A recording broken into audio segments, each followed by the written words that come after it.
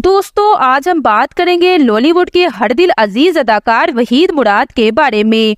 सलमा से वहीद की शादी 17 सितंबर 1964 को हुई थी और शादी की पुरवकार तकरीब तारिक रोड पर वाक़ वहीद की कोठी पर सजाई गई थी, जहां अदाकार नदीम ने गाने सुनाकर हाजरीन को महफूज किया था। इस वक्त अदाकार नदीम एक अजीम अदाकार नहीं बने थे। वहीद मुराद की बेटी आलिया की पैदाइश शादी के 5 साल बाद 23 सितंबर 1969 को हुई, जबकि बेटा आदिल मुराद 13 नवंबर 1976 को पैदा हुआ।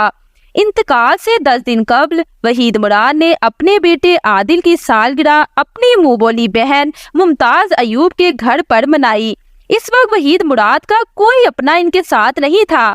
वालदा लाहौर में थी और वाली नसार मुराद 1 साल कबल इंतकाल कर चुके थे।